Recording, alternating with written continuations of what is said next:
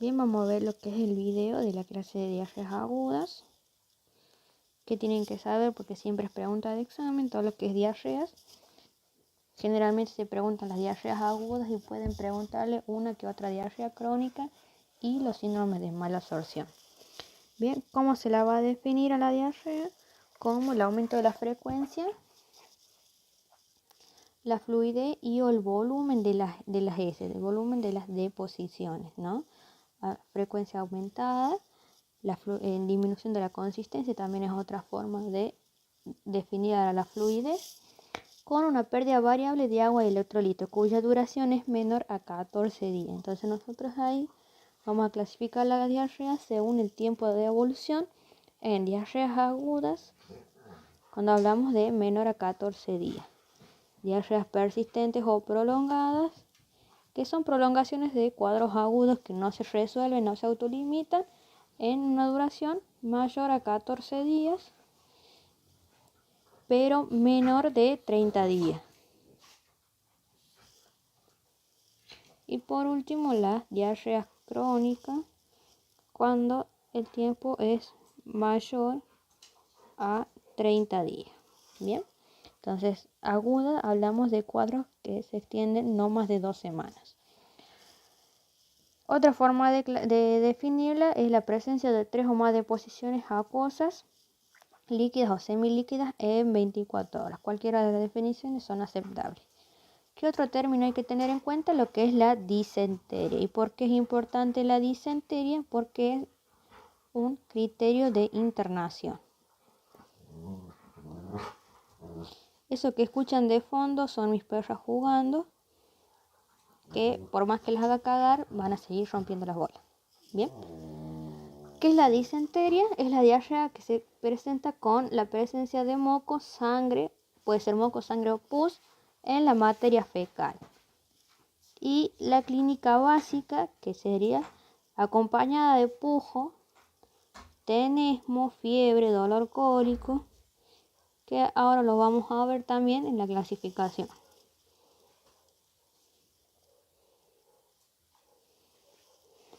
Bien, su duración suele ser menor a los 7 días y puede extenderse a 14 días porque estamos hablando todavía de un proceso de diarrea aguda.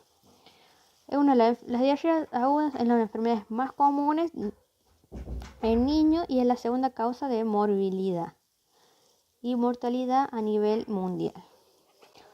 ¿Cuáles son los factores de riesgo que intervienen en la patogenia de la diarrea? Los vamos a dividir, porque esto es pregunta de examen, lo vamos a dividir en factores de riesgo ambientales y familiares. Los ambientales tenemos el agua y los alimentos contaminados, el inadecuado manejo de excretas.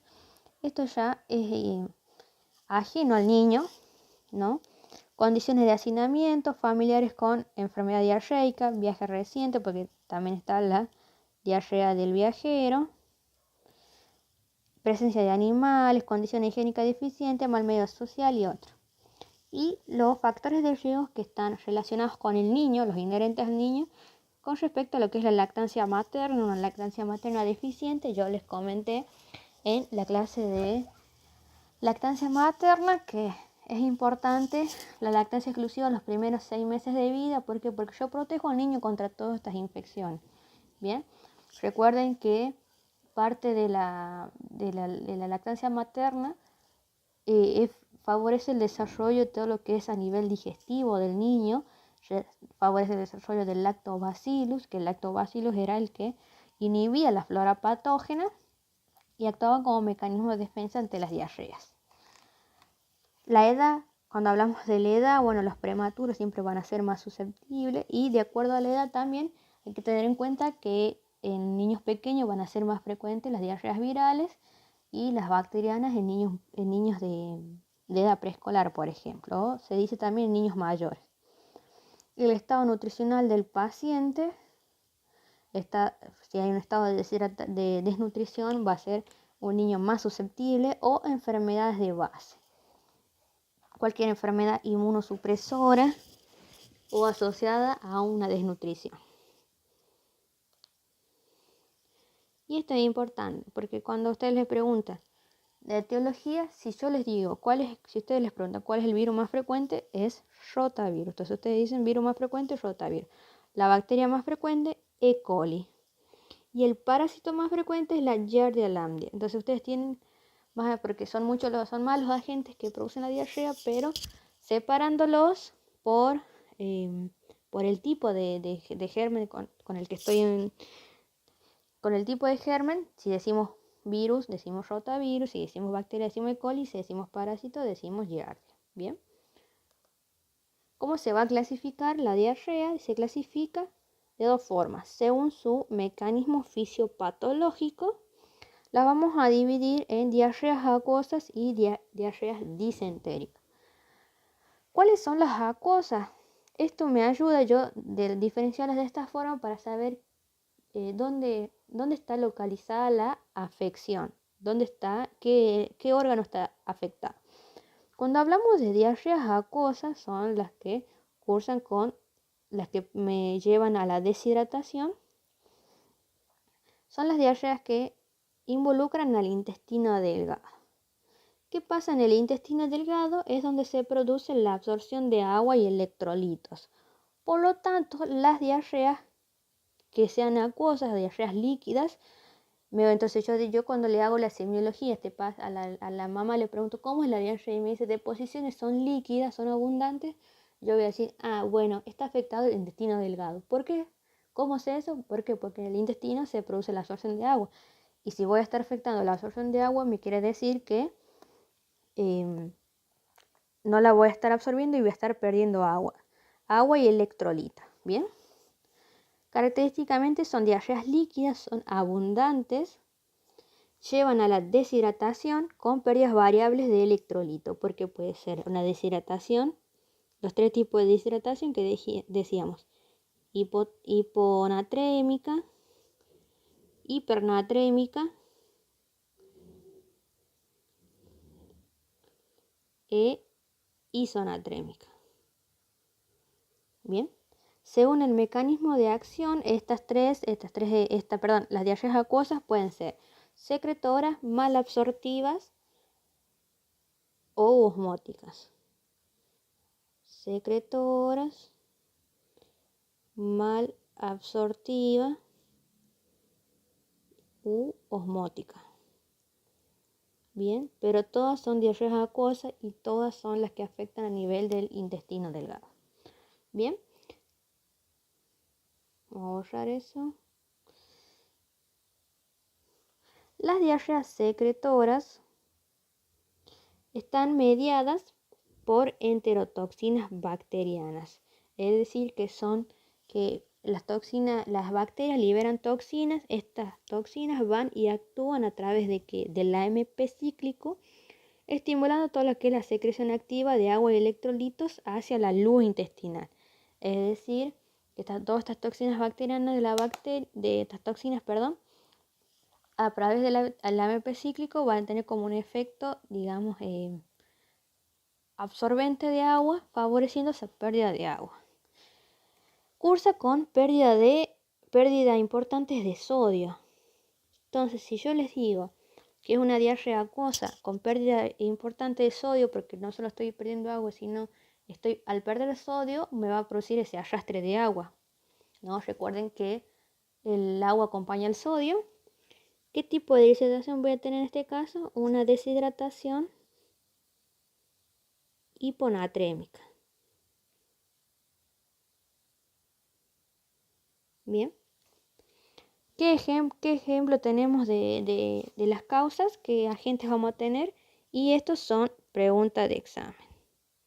Les van a preguntar cuáles producen las diarreas secretoras, cuáles producen las diarreas osmóticas y cuáles son las causas de las diarreas malabsortivas. Bien, ahí me fui sin querer. Tenemos lo que es el Vibrio cholerae, la Escherichia coli, la enterotoxigénica, la Shigella, Salmonella, Estafilococo, Clostridia. Otro mecanismo, dentro de las diarreas acuosas tenemos las malabsortivas y las osmóticas. Las malabsortivas son debidas a una alteración de la superficie de absorción, ¿no?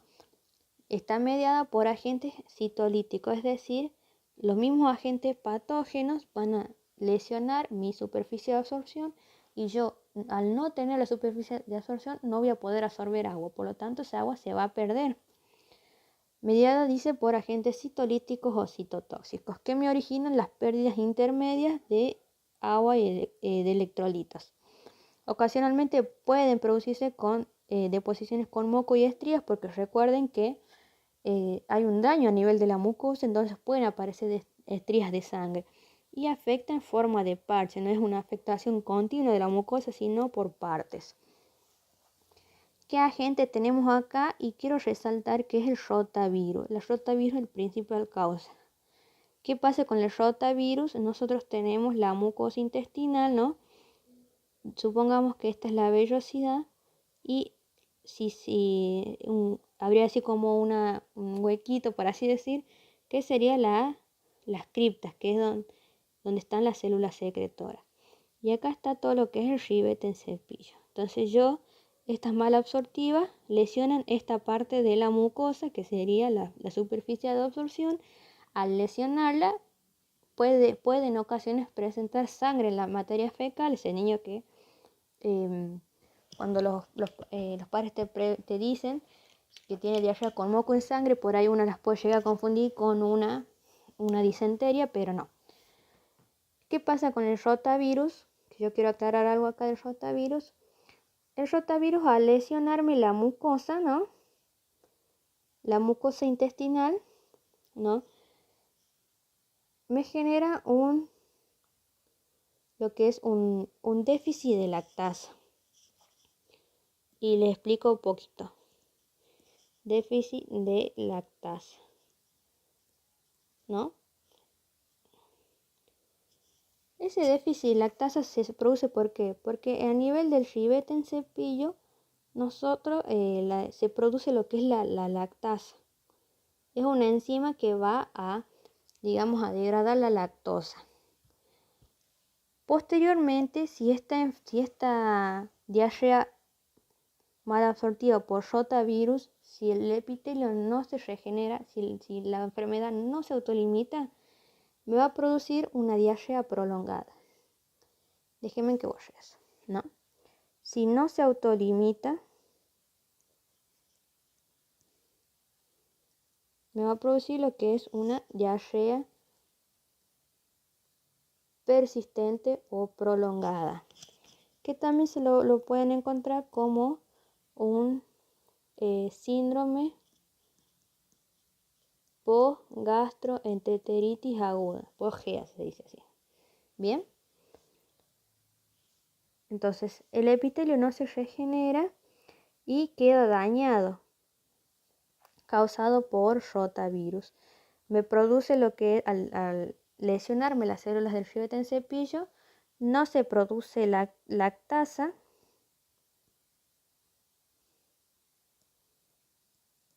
y si no se produce lactasa, que es la enzima que me va a degradar la lactosa, ese paciente va a ser intolerante a la lactosa. ¿Por qué? Porque no la va a poder metabolizar, no la va a poder absorber. Entonces la va a perder, intolerante a lactosa.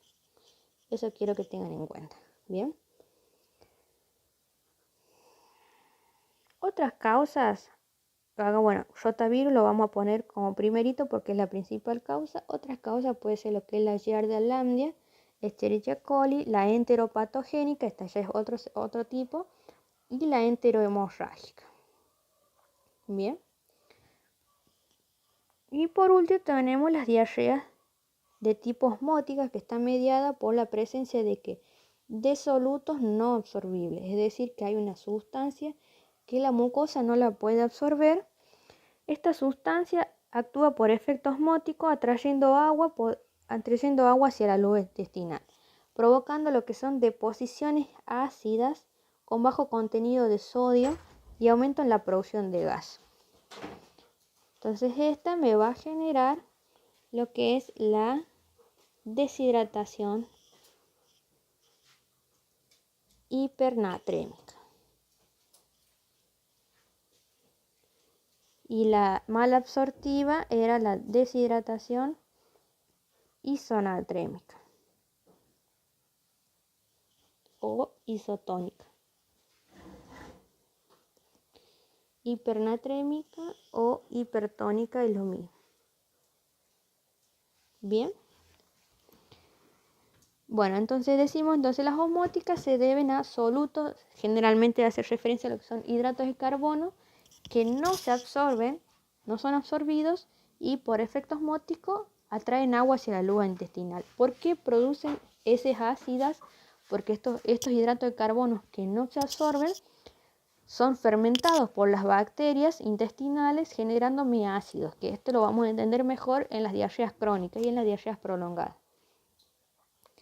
Con aumento en la producción de gas, porque no solo me generan ácido, digamos, el resultado de la fermentación bacteriana no solo me produce ácido, sino que también me produce el aumento en la producción de gases. Bien, entonces ustedes quédense con esto, que si uno dice, si la diarrea es secretora, se debe, está mediada por enterotoxinas que actúan a través del AMP cíclico, trayendo agua y sodio a la luz con pérdida de agua y sodio. Bien, cuando hablamos de malabsortivas, el mecanismo es porque hay una disminución en la superficie de absorción con pérdida intermedia de electrolitos y está mediada por agentes citolíticos. Y cuando hablamos de diarreas osmóticas, se debe a la presencia de hidratos de carbono que no son absorbidos y por efecto osmótico atraen agua con bajo contenido de sodio, con deposiciones ácidas y aumentan la producción de gas. Entonces esto ustedes tienen que tenerlo clave porque eso les preguntan cuáles son los mecanismos fisiopatogénicos de cada tipo de diarrea. Bien, ¿cuáles son las causas? Y acá vamos a salir de los agentes porque la causa es el aumento de bebidas azucaradas, aumento del consumo de bebidas azucaradas, puede ser también la ingesta de laxante, la mala técnica alimentaria, sea la de lactancia materna, que solo ingiere, acá le está el ejemplo, solo ingiere la fracción rica en hidratos de carbono, que sería la fracción hidrosoluble, la escasa en líquidos y proteínas. ¿Cuál es el ejemplo clásico que les dicen los doctores? Es el niño que va al cumpleañito y que se come todo. Se toma las gaseositas, puflitos, chisitos, papitas, pizza, pancho, todo. Come todo eso, entonces el otro día aparece con una diarrea osmótica. Bien. Y acá yo les puse para que ustedes diferencien bien de forma esquemática. Esto sería todo lo que es el epitelio intestinal, ¿no? Lo que está acá, esta parte son las criptas. En las criptas están las células secretoras. ¿Qué tipos de diarreas van a actuar a este nivel? Las diarreas secretoras. Recuerden que todos estos tres tipos que vimos son diarreas acuosas. Entonces las diarreas secretoras están a nivel de las células secretoras, que son las criptas, afectan a este nivel. Las diarreas malabsortivas afectan todo lo que es la superficie de absorción. Esta sería la vellosidad intestinal, la que marco ahí, y todo esto sería la célula del ribete en cepillo encargada de la absorción de agua y electrolitos, ¿no? Entonces, las malabsortivas van a alterar esta parte, este ribete en cepillo, van a lesionar, y al lesionarlo, ¿qué va a pasar? No va a poder absorber, ¿no? No va a poder absorber todo lo que es agua y se va a perder esa agua. Y también, ante un cuadro prolongado, sería una deficiencia de lactasa, que la lactasa se produce justamente en el ribete en cepillo. Pero eso es más para una diarrea persistente o prolongada. Pero para que tengan la idea, para que lo vayan entendiendo. Bien, bueno, acá también.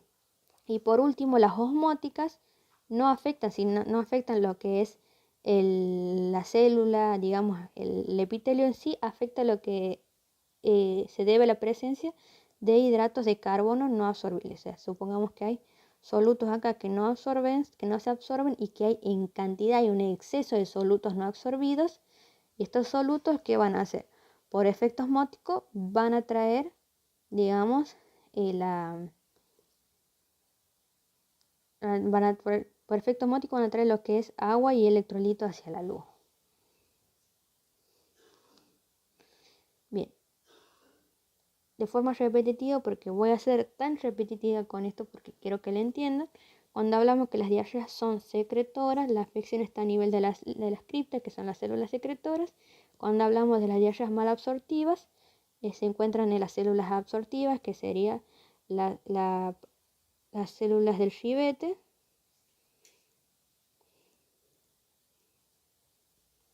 Y cuando hablamos de diarrea osmótica, no hay una lesión del epitelio, sino que se debe a la presencia de hidratos de carbono no absorbidos.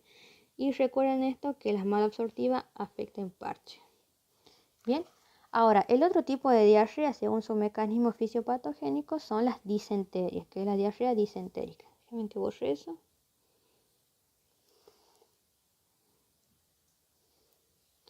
Las diarreas disentéricas se produce una invasión y penetración de la mucosa del colon, ya estamos hablando a nivel del colon, recién era a nivel del intestino delgado.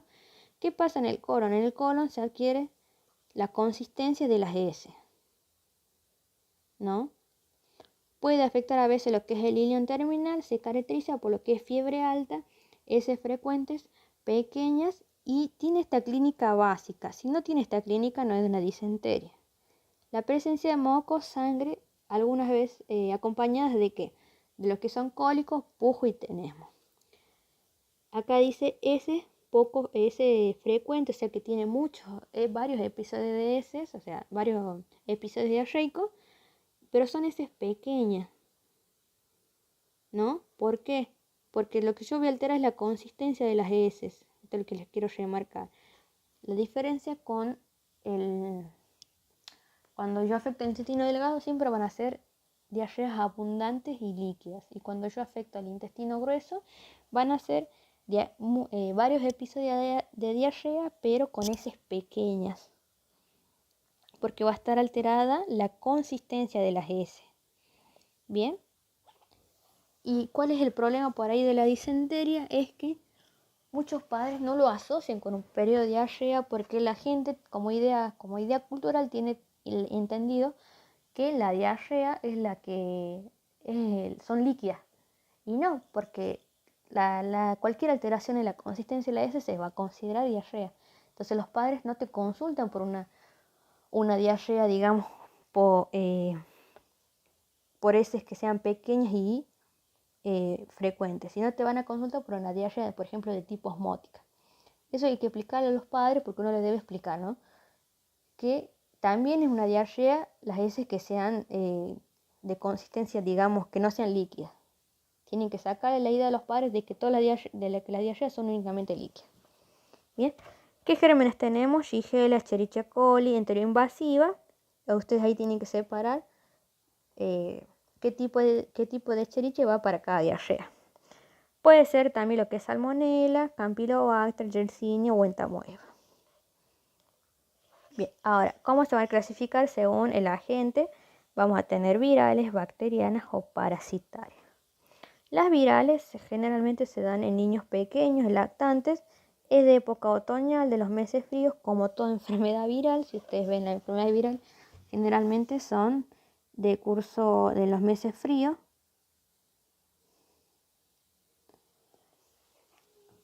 ¿Cómo es la clínica? Es comienzo brusco con vómitos y fiebre que preceden varias horas a lo que son las deposiciones diarreicas.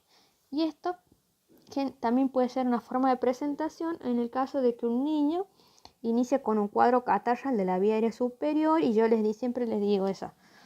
El niño con el cuadro de catarro de la vía superior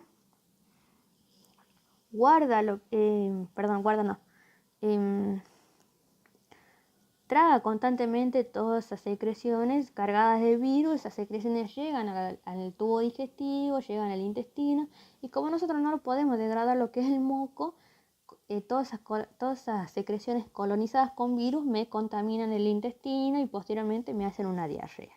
O también pueden hacerme un vómito. Bien, entonces tengan esa idea. Sí, las virales generalmente se dan en lactantes y niños pequeños en los meses fríos y viene precedidas con síntomas catarrales o con vómito y fiebre. Cuando hablamos de las bacterianas, Son más frecuentes en época estival. La época estival sería los meses de más cálidos, como la primavera, el verano. Sucede en niños mayores. Cuando hablamos siempre de niños mayores nos referimos a niños de edad preescolar y escolar.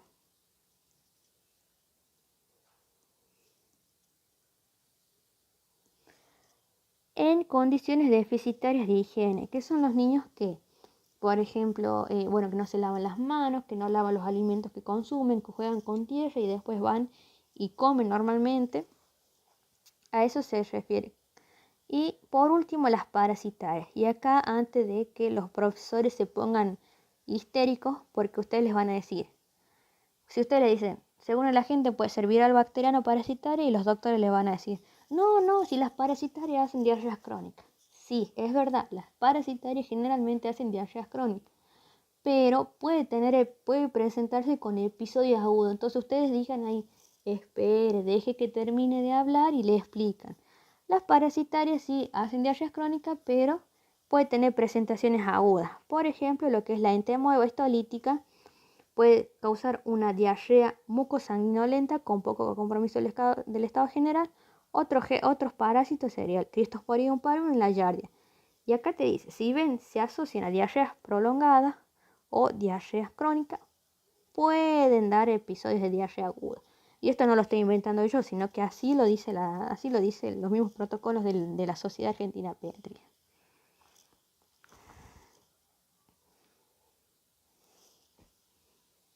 Bien, sigamos.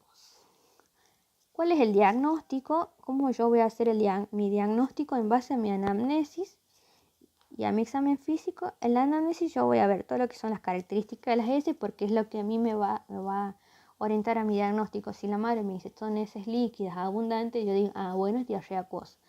Voy a evaluar los factores de riesgo, ¿no? De acuerdo a la edad, en qué época estamos.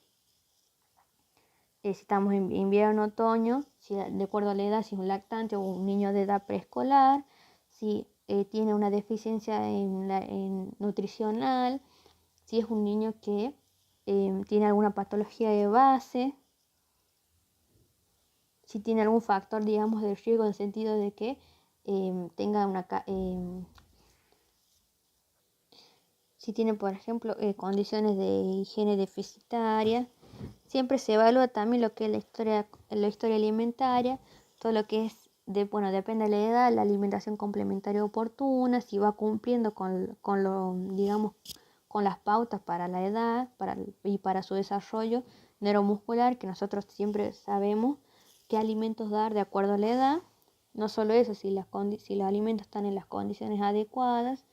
Otra cosa también es que siempre hay que evaluar en la última comida.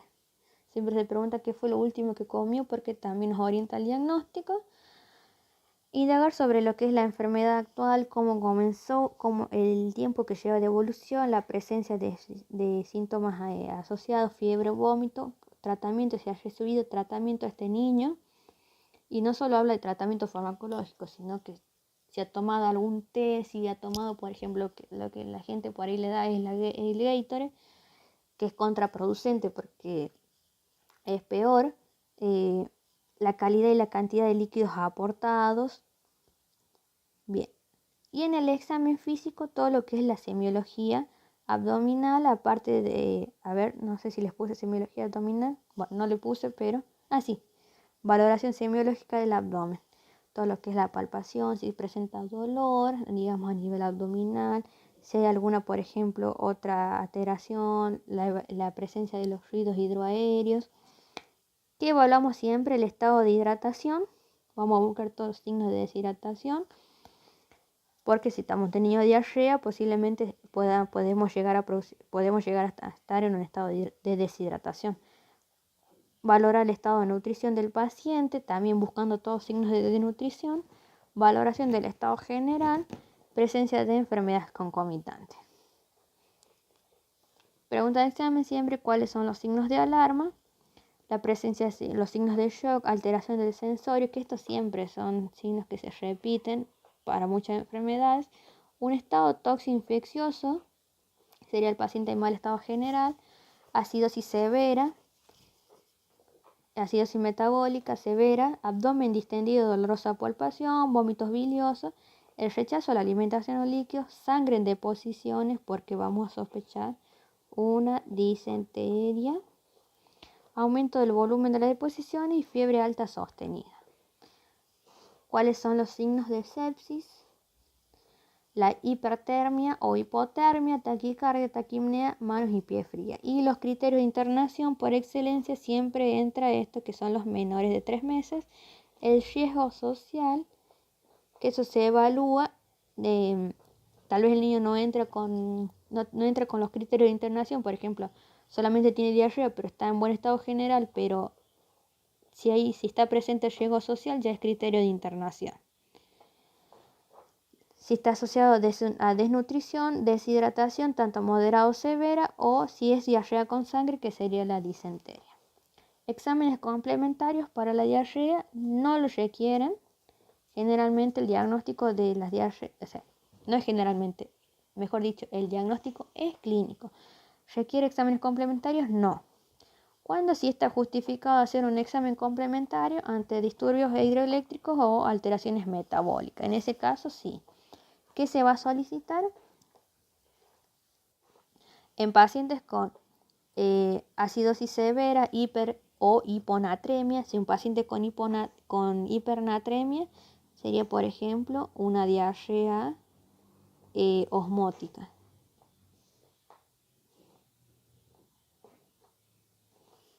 Y si es con hiponatremia, estamos hablando de una diarrea secretora. Paciente desnutrido grave o con fracasos reiterados de hidratación. ¿Qué se pide? Estado ácido-base, un ionograma y la urea plasmática. El estado ácido-base siempre se de punción venosa para evaluar todo lo que es el pH, bicarbonato y exceso de base. El ionograma para ver las pérdidas de sodio, controlar cualquier alteración electrolítica. Y la urea plasmática es un elemento, esto es importante porque es un elemento que es muy sensible, que se aumenta en hipovolemia. ¿Qué pasa en la hipovolemia? Hay hipoperfusión renal. Por eso se genera una insuficiencia prerrenal ilíaca por deshidratación. Entonces la hipovolemia, el cuerpo entra en un estado de hipoperfusión renal y cuando hay hipoperfusión renal me activa todos los mecanismos de defensa, el sistema renina-angiotensina, aldosterona, para aumentarme la tensión, el tono simpático. Bien. ¿Por qué la urea es el marcador sensible? Porque la urea es un producto de desecho. Un producto de desecho que debe ser eliminado a través de la orina. Por lo tanto, si yo lo tengo, la urea plasmática está elevada, o sea, a nivel del suero, la urea está elevada, quiere decir que el riñón no la está eliminando. Y si el riñón no la está eliminando, quiere decir que hay una insuficiencia renal, que en este caso sería prerrenal por hipovolemia. Coprocultivo, del cultivo de las bacterias en materia fecal, siempre se solicitan en caso, antes de iniciar el tratamiento antibiótico, cuáles son las indicaciones. Diarreas con moco, sangre o pus, que hablamos de una disentería por excelencia. Paciente inmunocomprometido, menor de 3 meses, pancultivo. ¿Qué pide? Hemocultivo por 2, más urocultivo, más sería el coprocultivo, sería este. Y eventualmente puedo pedir punción lumbar, eventualmente. ¿Por qué? Porque son pacientes que hacen clínica de sepsis. La clínica es como puedo decir, es tan inespecífica y todos me reaccionan de la misma forma. Entonces yo a este paciente lo voy a pancultivar para saber cuál es el foco de su infección.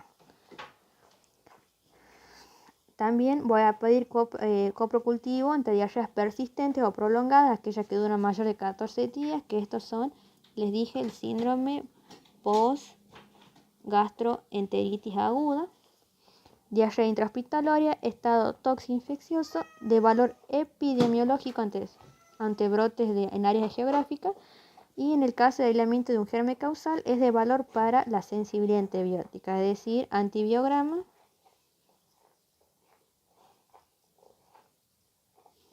Ahí me comí una. Y adecuar el tratamiento.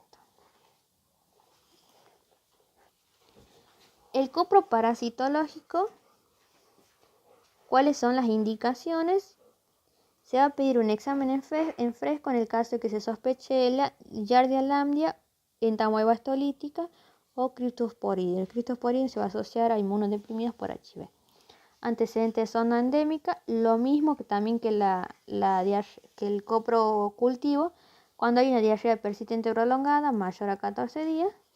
Si el copro cultivo me da negativo, es indicación también de un copro parasitológico y ante un paciente inmunocomprimido. Otro examen es los leucocitos en materia fecal, que no, son orientadores. Si yo tengo menos de 10 leucocitos por campo, yo voy a sospechar enfermedades virales o toxigénicas, bacterias toxigénicas. Y más de 10 leucocitos por campos, sospecho bacterias enteroinvasivas. ¿Cuál va a ser el tratamiento? Tenemos lo que es la terapia de rehidratación oral o endovenosa, dependiendo del grado de hidratación, que oral se podía hacer el plan A y plan B. Endovenoso era el plan C. Y recuerden que el plan B puede ser también de forma ambulatoria o con ingreso del paciente, en un caso que requiera colocación de sonda nasogástrica. Bien. Las alimentaciones, ¿cuáles son las recomendaciones? No suspender la lactancia materna, aumentar la frecuencia de las tomas, no diluir la leche ni usar edulcorantes, ofrecer más líquido, lo que es agua, sal de hidratación, caldos, agua de arroz. Y acá les pongo justo que me acuerdo una pregunta. ¿Qué hacer si el niño no quiere tomar los sales?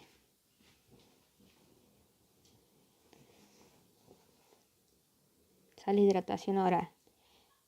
¿Qué se hace en ese caso? Le damos agua.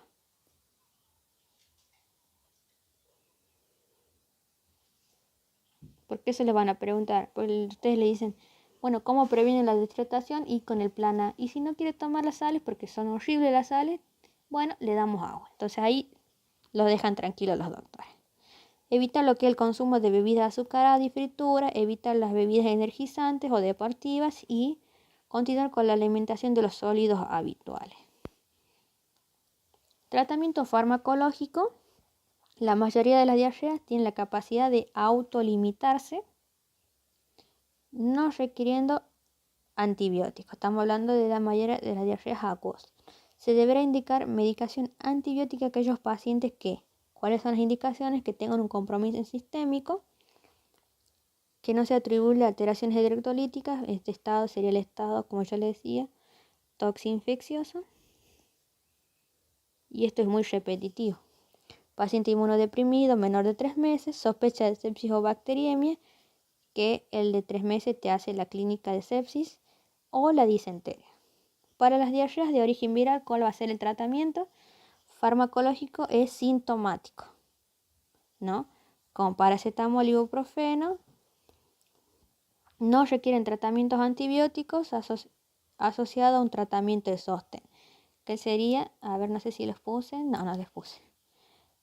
Tratamiento sintomático sería, bueno, el paracetamol y el ibuprofeno nos manejamos con dosis de 10 miligramos por kilo dosis. Recuerden que los fármacos que son en dosis no los debo fragmentar en las horas del día, por cada 6 horas.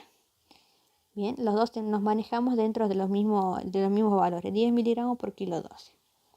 El tratamiento de sostén engloba todo lo que es aumentar el plan A de prevención o plan B, dependiendo del estado de deshidratación, el soporte nutricional, si requiere, por ejemplo, incluye también todo lo que son las pautas de alarma, todo eso entra dentro del tratamiento de sostén, asociado a lo que es el paracetamol y ibuprofeno. Y el tratamiento antibiótico, ¿qué antibióticos tenemos para las diarreas agudas? Tenemos lo que es La E. coli, para lo que cubre E. coli o Shigella, por excelencia, es la fosfomicina. La fosfomicina se da en 200 miligramos por kilo día cada 6 horas y se da por 5 a 7 días. ¿Cómo vamos a calcular la dosis pediátrica? La presentación trae 250 en 5 mililitros o 5 centímetros cúbicos, que es lo mismo. Acá yo les pongo. Entonces, el vasito lleno de mi jarabe, ¿no? 1, 2, 3, 4, 5. 1, 2, 3, 4, 5. El vasito lleno, digamos, con los 5 centímetros cúbicos me trae 250 miligramos. ¿Y yo cuál es la dosis que necesito? 200. Por lo tanto, si yo fragmento mi 250 en 5, me va a dar lo que es 50 miligramos por centímetro cúbico. Entonces acá, para tener más espacio, voy a borrar esto. Entonces, yo en 5 centímetros cúbicos tengo 250 miligramos, ¿no? Es decir que yo por cada centímetro cúbico tengo 50 miligramos. ¿Y cuánto necesito yo? 200. Por lo tanto, en 1 centímetro cúbico voy a tener 50, en 2 centímetros voy a tener 100, en 3 centímetros voy a tener,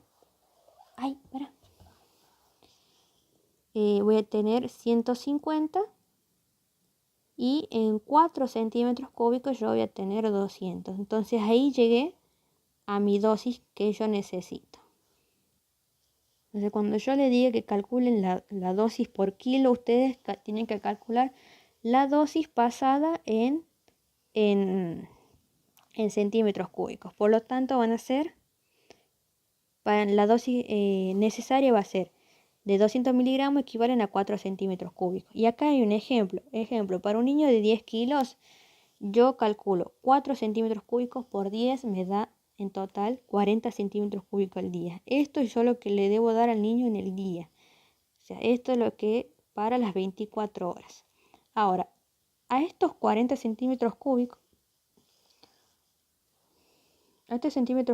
lo voy a dividir en la cantidad de veces que yo lo doy al día. Por eso acá divido el total de centímetros cúbicos al día por la cantidad de tomas, que lo doy en 4 tomas porque lo doy en 6 horas. Entonces, si yo divido 40 en 4, me da 10 centímetros cúbicos. Bien, la dosis final para mi niño de 10 kilos es 10 centímetros cúbicos cada 6 horas por 5 a 7 días. Así se indican las presentaciones en jarabe. Bien, entonces, la fosfomicina, es de elección el más usado para el tratamiento de las diarreas. Otros pueden ser, acá tengo el ejemplo, el cefexime de 8 miligramos por kilo día cada 24 horas. Y tiene la particularidad, la cefexime, que es la única cefalosporina de tercera generación que se da por vía oral. Para otros gérmenes, como es el Vibrio cholerae o el Campylobacter, tenemos lo que es la eritromicina. La eritromicina en dosis de 40 a 50 miligramos por kilo día cada 6 horas por 5 a 7 días. Como viene la claritromicina, viene de igual forma que la amoxicilina y de igual forma que la cefalexina. Entonces, ustedes dicen así: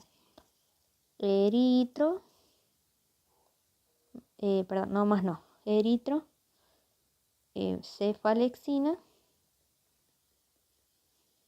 y amoxi. Las tres vienen en presentación de 500 miligramos en 5 centímetros cúbicos. ¿Cuánto necesito yo? 50 miligramos, ¿no? Entonces ahí borro esto. La dosis que yo necesito son 50 miligramos. Y eso me equivale a medio centímetro cúbico por kilo. De forma simplificada yo voy a hacer kilo dividido en 2. Porque si yo tengo acá 500 miligramos me equivalen a 5 centímetros cúbicos, yo lo divido en 5, me equivale que en cada centímetro cúbico hay 100 miligramos, ¿no? Entonces yo necesito la mitad, o sea, necesito 50 miligramos yo. Acá tengo 100. Entonces a este centímetro cúbico yo lo voy a dividir en 2. Entonces tenemos 0,5 me equivale a 50 miligramos. Bien. Ahora, esa es el 0,5 es lo que yo voy a multiplicar por kilo. Entonces yo digo, para un niño de 10 kilos hago, por ejemplo, 0,5 por 10 me da un total de 5. De forma fácil yo puedo hacer kilo dividido 2. Bien, por ejemplo, si yo digo un niño de 14 kilos, perdón, de 14 kilos, hago 0,5 por 14 me da 7. Es lo mismo que yo diga 14 dividido en 2. ¿Por qué? Porque el kilo equivale al centímetro cúbico. Entonces, si yo hago, si mi dosis es kilo dividido 2, siempre va a ser medio centímetro cúbico. Bien, ahora voy a borrar esto. El Campylobacter se usa lo que es la acitromicina, otro macrólido. La dosis es de 10 miligramos por kilo día cada 24 horas. Esta no la voy a fragmentar. ¿Por qué? Porque yo la doy una vez al día. ¿Cuál va a ser la presentación? Dice que en 200 miligramos trae 5 centímetros cúbicos, ¿no?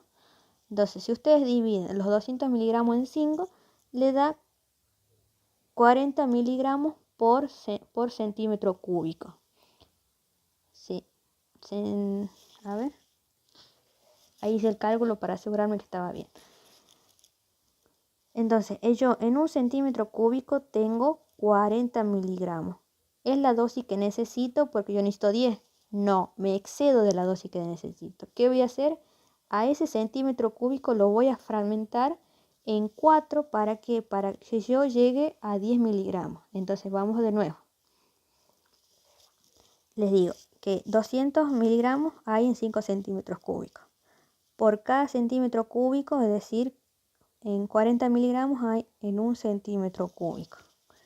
Yo necesito a este centímetro cúbico fragmentarlo en 4 partes para llegar a mi dosis, para que me dé 10 miligramos, 10 miligramos, 10 miligramos, 10 miligramos, ¿no? Que es la dosis que yo necesito. Entonces yo hago 40 dividido en 4 y ¿cómo voy a fragmentar mi centímetro cúbico? De esta forma. Sería 0,25, 0,25, 0,25 y 0,25. Todo esto me compone en el centímetro cúbico, ¿no? Entonces yo dividí lo que es mi centímetro cúbico en 4 para llegar a mi dosis. Entonces les digo, en un centímetro cúbico, volviendo acá, hay 40 miligramos. Y en 0,25 centímetros cúbicos hay 10 miligramos. Yo acá ya tengo la dosis que necesito. Por lo tanto, cuando yo haga el cálculo voy a hacer 0,25 por kilo, ¿no? Entonces yo voy a calcular 0,25 por kilo para, bueno, depende del kilo, para sacar la dosis. Y no la voy a fraccionar. ¿Por qué? Porque la doy una vez al día. No la debo dividir por las veces que lo doy en el día. Bien. Otra forma fácil de sacar lo que es la acitromicina es kilo dividido en 4. Es de lo mismo.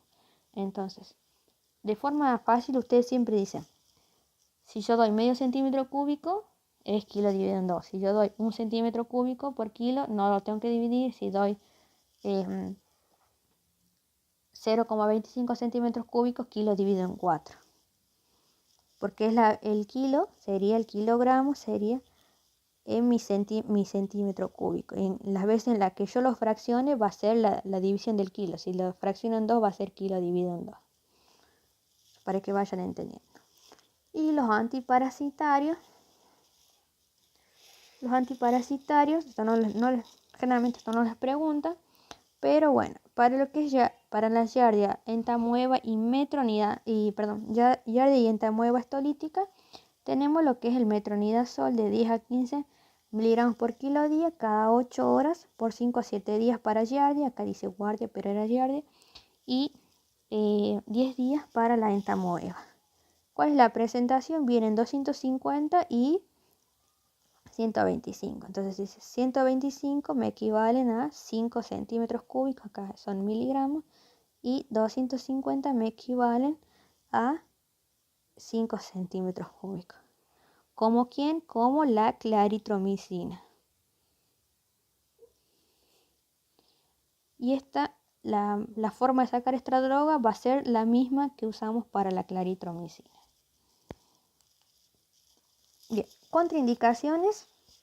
¿Cuáles antibióticos están contraindicados por excelencia? Lo que es la ceftriaxona y lo que es la trimetoprim sulfametoxazol.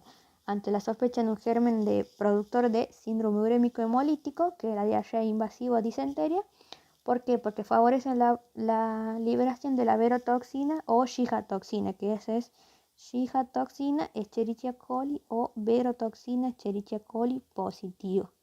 Eso lo pueden ver de esta forma, con esta sigla. Bien, entonces, estos fármacos, ¿qué me hacen? Me favorecen la liberación de esa bacteria con posterior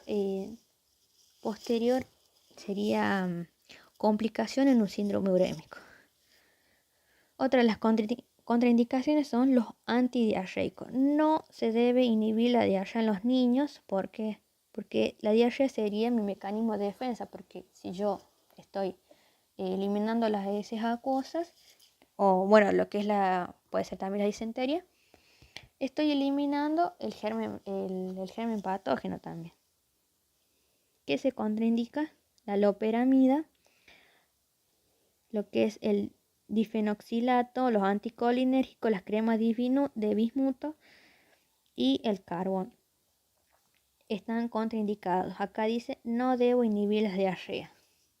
Esto es lo que les dice las recomendaciones de la Sociedad Argentina de Pediatría. Pero si ustedes ven, normalmente por ahí le dan los chicos lo que es, le dan crema de bismuto, le indican loperamida, que está mal indicado, pero esto se lo ve. Ahora, ustedes tienen que saber esto, que están contraindicados.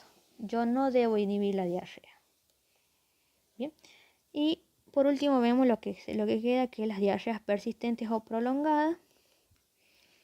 ¿Cómo se van a definir? Aquella diarrea aguda que no mejora, que no se autolimita y se prolonga luego de 2 semanas. Para diferenciar de las crónicas, la duración es menor de 30 días, como yo les dije. Entonces dijimos, aguda, menor de 14 días, persistente o prolongada, mayor de 14 días y menor de 30 días. Creo que recién les puse las persistentes o prolongadas y las agudas le puse mayor de 14 días. Ah, no, si les puse bien ya me fijé. Para diferenciar de las crónicas, bueno, la duración menor de 14 días. ¿Cuáles son los niños más susceptibles a padecer estos episodios de diarrea prolongada? Los niños que están desnutridos, menores de 1 año, siempre son más susceptibles, tienen más riesgo de prolongar su cuadro de diarrea aguda. Como también se va a conocer como el síndrome postgastroenterítico. Y a la diarrea aguda también la conocen como GEA, si la ven en la guardia, la ven como gastroenteritis aguda. ¿Cuáles son los agentes asociados? Lo que es por excelencia la E. coli, que de la E. coli puede ser el tipo enteroagregante o enteropatogénica, más asociadas a esta entidad. Los parásitos tenemos lo que es Giardia, Strongyloides stercorali, Entamoeba histolítica, Cryptosporidium, Paru, Isospora belli y Blastocitis homini en niños inmunodeficientes. Cuando hablamos de inmunodeficiente puede ser un niño con carencia nutricional, un niño en tratamiento con corticoides, un niño con quimioterapia, o un paciente oncológico o con alguna patología autoinmune. Bien, ¿cuál es el otro germen que me queda? Es el rotavirus. Y el rotavirus se prolonga frecuentemente en menores de 1 año. ¿Recuerdan lo que hacía el rotavirus? Una diarrea malabsortiva. Era un agente citolítico, es decir, que lesionaba lo que son las células lesión de lo que es las células del ribete en cepillo. Es frecuente en menores de 1 año. ¿Cuáles son los mecanismos fisiopatológicos que intervienen en la persistencia de lo que es las diarreas persistentes o prolongadas? La falta de regeneración de la mucosa intestinal que eso puede deberse a desnutrición, que es la principal causa, es la falta de recuperación de la función intestinal. Entonces, por ejemplo, tenemos acá un niño que está desnutrido, al no tener el aporte necesario, el aporte adecuado de nutrientes, el niño, que su diarrea normalmente, si fuera un niño que está bien nutrido, normalmente se regeneraría, se autolimitaría antes de las 2 semanas. Pero en este caso, un niño al no tener el aporte suficiente, no va a tener la capacidad de que su epitelio se regenere en tiempo y en forma adecuada, sino que tiene probabilidad de que su episodio de diarrea se prolongue y pase de una diarrea aguda a un síndrome postgastroenterítico. Otro mecanismo es el déficit de las enzimas digestivas, y acá está el famoso síndrome postgastroenterítico asociado a la diarrea por rotavirus. ¿Cuál es el mecanismo? El déficit de lactasa. ¿Por qué hay déficit de lactasa? ¿Por qué? Porque la lactasa se produce en el chivete en cepillo. ¿Qué hace el rotavirus? Lesiona el chivete en cepillo. Yo no tengo lactasa, por lo tanto voy a ser un paciente intolerante a la lactosa. ¿Qué va a pasar con toda esa lactosa que queda en la luz intestinal que no se puede absorber? Va a actuar como un soluto no absorbible. ¿Y qué tipo de diarrea vamos a tener? Una diarrea osmótica, una diarrea prolongada y de tipo osmótica. ¿Por qué? Porque todo ese hidrato de carbono que no se va a absorber va a traer por efecto osmótico todo lo que es agua y electrolitos hacia la luz. Bien, esa atracción de agua y esas bacterias que quedan ahí, que no están absorbidas, posteriormente se fermentan. Por lo tanto, van a ser diarreas acuosas, van a ser diarreas con aumento en la producción de gas y diarreas ácidas. Así que eso va a ser muy repetitivo y lo vamos a volver a ver de la misma forma en las diarreas crónicas. Otro mecanismo son la presencia de parásitos. Debe sospecharse de Giardia, Lamblia o el Ascaris lumbricoide ante un episodio de diarrea aguda que no mejora o con la persistencia de deposiciones líquidas y semilíquidas. ¿Por qué? Porque las diarreas, lo que es la Giardia y el Ascaris generalmente afectan lo que es el intestino delgado, y cuando tenemos las diarreas de tipo esteatorreico, o sea, diarreas con aumento del tejido, del contenido graso, esas serían las diarreas de aspecto esteatorreico. Vamos a sospechar de entamoeba histolítica cuando son deposiciones de tipo colónico. Entonces decimos Giardia y acá les voy a poner Giardia y Ascaris lumbricoides son diarreas que afectan frecuentemente lo que es intestino delgado, y la entamoeba histolítica afecta lo que es intestino grueso. Entonces si yo les digo eso, ustedes me tienen que decir cómo va a ser la diarrea de tipo que me afecta el intestino delgado y cómo va a ser la diarrea que me afecta el intestino grueso. Entonces ahí voy a empezar a diferir, y no solo me va a orientar el mecanismo, el área que tengo afectada, sino también el germen. Voy a sospechar también el germen. Y el último mecanismo es la predisposición a las alergias alimentarias. ¿Y qué pasa acá? Si recuerden que yo les di cuando vimos en la nutrición, la alimentación complementaria oportuna, se debían respetar lo que eran los tiempos en los que yo voy introduciendo los alimentos. ¿Qué pasa si yo, la alimentación complementaria a partir de los 6 meses, ¿de qué dependía eso? De mi madurez del niño, de tanto su madurez digestiva con su madurez renal y de la madurez que tiene él con respecto a los músculos de la masticación, ¿no? ¿Qué pasa si yo, por ejemplo, introduzco de manera adecuada todo lo que son, por ejemplo, alimentos que contengan gluten?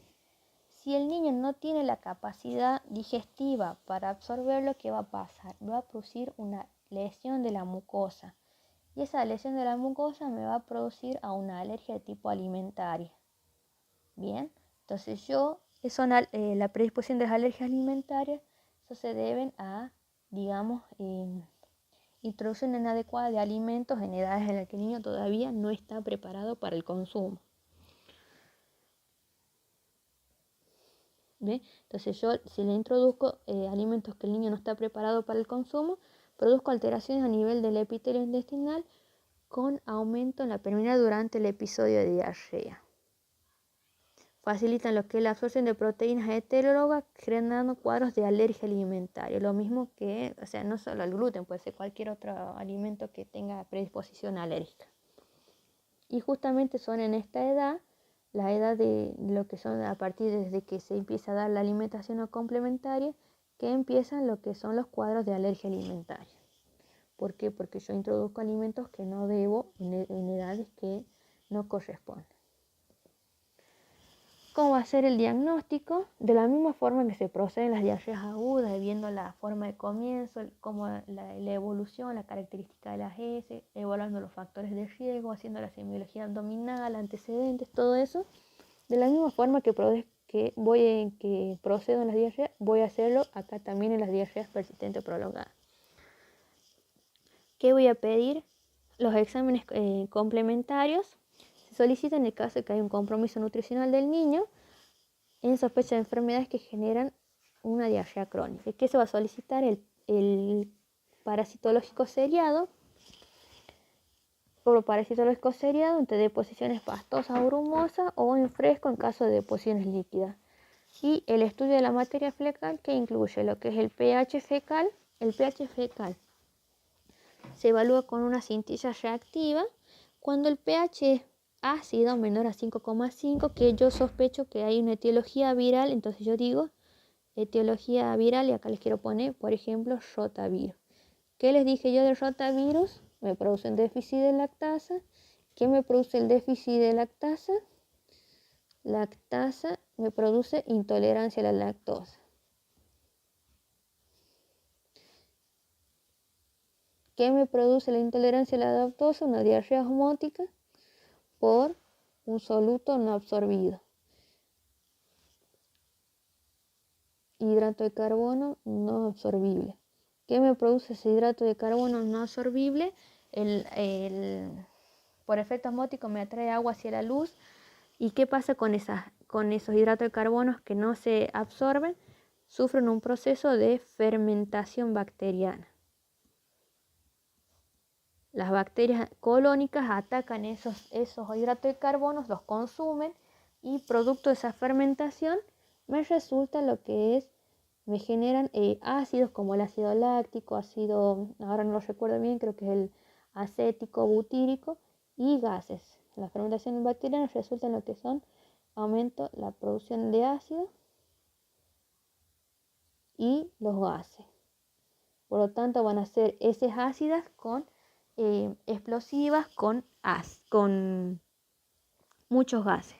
Bien, entonces si yo les diciéndole esto, les digo, ¿cómo yo evalúo el pH fecal? Estamos hablando de un pH ácido, voy a sospechar lo que es etiología viral y también voy a sospechar y la presencia de ácidos procedentes de la fermentación bacteriana de azúcares no absorbidos. Entonces acá es muy repetitivo, pero yo sé que de esta manera ustedes lo van a entender bien y lo van a aprender. Y no aprenderlo de memoria. Aumento del ácido láctico tiene el mismo significado que el aumento del pH, porque el aumento del ácido láctico se da producto de la fermentación.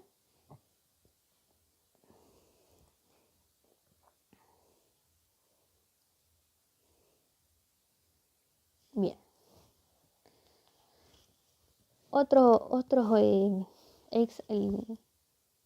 exámenes de la materia fecal que puedo hacer es la presencia de sustancias reductoras con o sin hidrólisis, que se llama el CLINITES. El CLINITES es mayor a 0,5%, que me indica la presencia de azúcares no absorbidos como en forma de monosacáridos o disacáridos, que es un azúcar no absorbido en las heces. ¿Por qué? Entonces me está diciendo que hay hidratos de carbono no absorbidos. Yo los voy a detectar por el CLINITES o la presencia de sustancias reductoras con o sin hidrólisis. Otro examen que puedo hacer es el test del hidrógeno expirado. Es un paciente al que yo le administro todo lo que son hidratos de carbono, le hago una prueba del aliento y en esa prueba del aliento yo detecto hidrógeno. Dice acá nos permite sospechar intolerancia a la lactosa. ¿Por qué? Porque el hidrógeno también es producto, ahí se me fue, El hidrógeno también es producto de la fermentación bacteriana.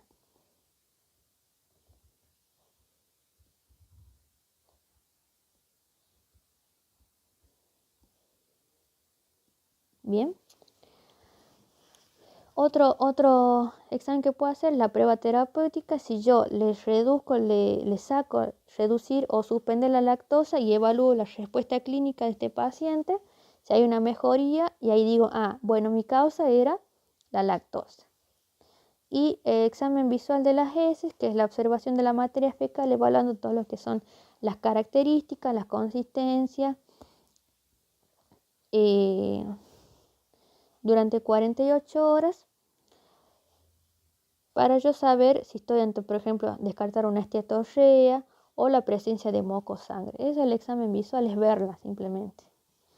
¿Cuáles son las medidas terapéuticas para el manejo de lo que es las diarreas persistentes prolongadas? En un alto porcentaje, este cuadro mejora solamente con la inducción de una dieta sin fibra y sin lactosa.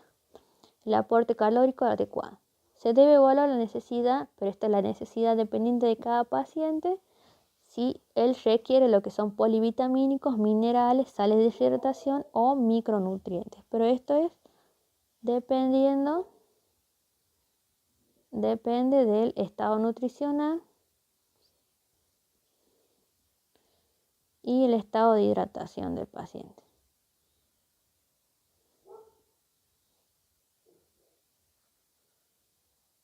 No todos los pacientes lo van a necesitar, yo tengo que evaluar situaciones en particulares. Bien, y acá terminamos la parte de diarreas agudas y persistentes y nos quedan las diarreas crónicas.